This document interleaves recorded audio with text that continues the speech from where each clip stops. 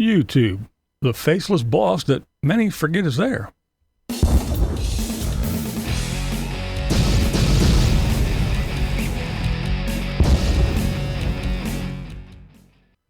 Yes, there are many that make YouTube their sole source of income. The main reason for many is that they don't want to go to a job and spend 8 hours of working for someone else. They want to be free to do what they want when they want. They would rather be independent and self-employed. They can make their own hours and do as they please. Well, the reality for most is that they work longer hours and still have a boss to answer to.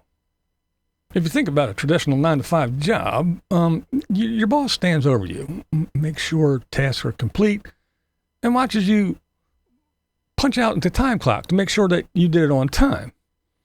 If you do something wrong, they tell you, right?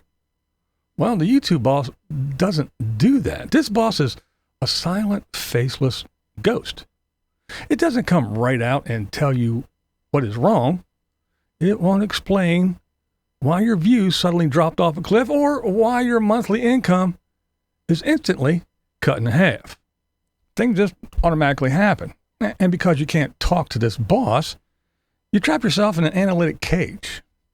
You spend mind-numbing hours scratching your head, sifting through click-through rates, watch time, viewer demographics, and you look into what else your viewers are watching and all that other stuff. All this just to guess what made your boss angry today. You didn't want to work 8 hours for someone else, so instead you worked 16 hours trying to please a math equation. Now, if you think I'm exaggerating, let's look at what happens to creators who rely on this platform to feed their families, buy homes, and pay their bills. Now, I watch a couple. They both have a couple channels. Great people. And it's Michelle and Kevin. Kevin has a couple channels. Michelle, Squirrel Tribe, and ST Talks. But so yeah, I watched those two. Again, great couple. And they work incredibly hard. Now, Michelle, she recently posted a video on her ST Talks channel with a title that should be a warning to everyone here on this platform. And it was, I destroyed my YouTube channel in less than a month. Now let's see how Michelle describes trying to appease her invisible boss. The one that a lot of people either forget is there or they don't think it exists in the first place. I have done some damage to my YouTube channel by not playing along the lines of what YouTube is wanting people to do. And let me break this down for you guys, for those of you who are curious as to what the hell I'm talking about. Number one, when I started this channel, for those of you who don't know, or those of you who do, here's a little recap.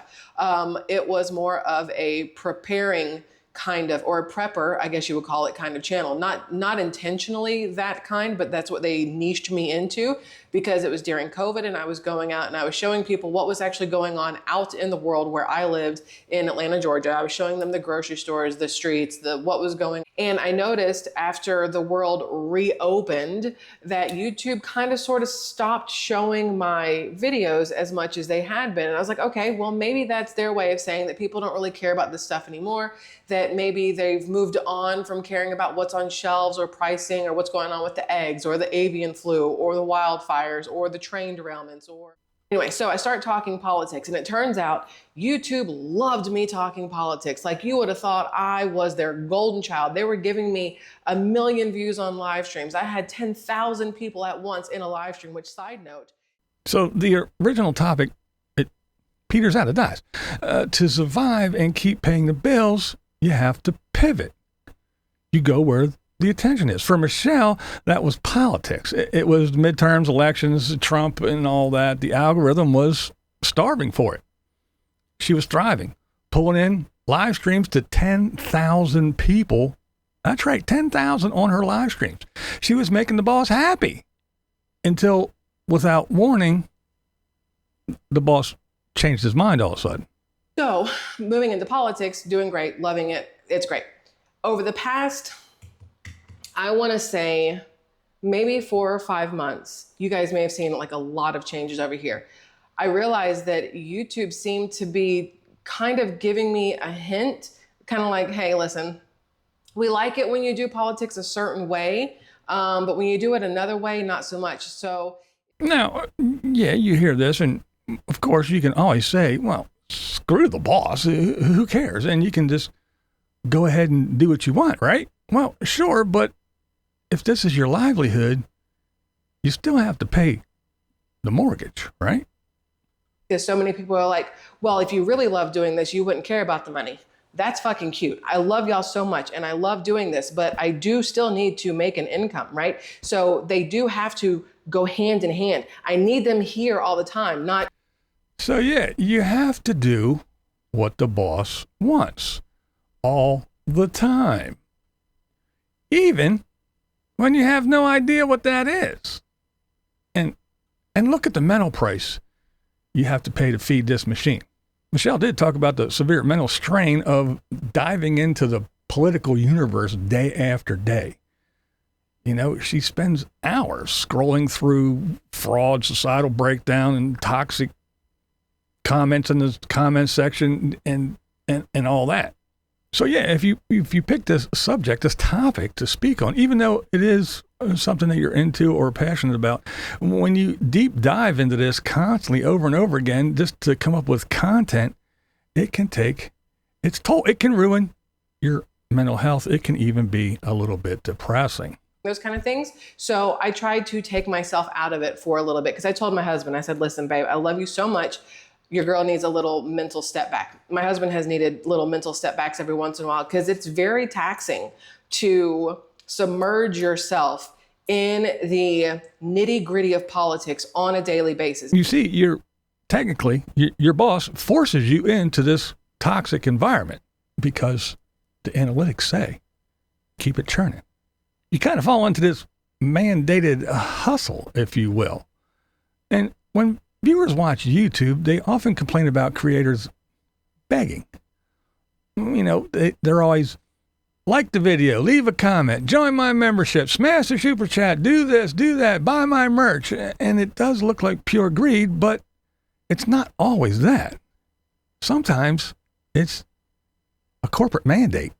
Now, don't get me wrong, I'm not saying the greedy beggars aren't out there, but they're usually pretty obvious, you know, if you think about it. But what we're talking about here is the career YouTubers, and they're following the boss's instructions. They're trying to do what it takes to keep their career, appease the boss, and continue to pay the bills.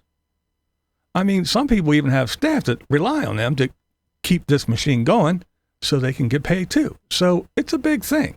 And let us not forget, the boss takes a massive percentage of all that revenue that you're generating. That's right. So they want you to keep on generating revenue so they can dip their hand in your pocket and take a little bit or a lot of bit of everything that you make. Because if you're successful, they're successful, right? If you aren't doing everything in your power to maximize profit for the platform, you are penalized. The algorithm rewards the hustle and buries the quiet. If you don't beg, you don't get fed. And I'm like, okay. And then YouTube is like, you know, we have channel memberships. You know, we have brand sponsors through YouTube. You know, we sell things if you put products in your videos. And it's like, all right, YouTube, I get it. You want me to push these things. You want me to do these things. You want me to bring more money, more revenue to your platform. I understand that, but I want to have my conversations. I don't really give a shit about tagging products or, you know, being like, members, I love. Well, so there you have it. It's kind of a big illusion. And people look at channels that post, say, once a week and think, wow, well, they have it made. I can do this too. But they forget something critical. Those people usually have real lives and a traditional job, and YouTube is just a little side hustle, and they don't hang their hat on it. If YouTube collapses, they still have a source of income, unlike who we're talking about. And remember that those channels are pumping out the highly polished daily content. They're not solo creators. They have a massive staff doing the heavy lifting. sifting through all the madness while the host sits down and reads a teleprompter. Their minds aren't fried because they're sifting through all the garbage and getting all, no, they have that buffer. They have that team that's rifling through the daily news and compiling the little thing and say, here, talk about this. The independent and full-time creator doesn't have that luxury. You know, they're working 7 days a week chasing a goal line that is constantly moving. And we know how YouTube is. They constantly fix things that are working perfectly fine while ignoring the real problems creators face every single damn day. And these things are so confusing. YouTube just changed the monetization requirements. They also changed what constitute a view and a click. What was wrong with what was going on? I don't know, but we have to fix what's working and we'll ignore everything that's all screwed up. And so now you're competing with AI along with a million other human creators, all wanting a piece of the same pie. So when asking AI, since everybody loves it so much and it's the big thing, when asking AI, when small channels, when will they no longer be paid? And this is what it had to say.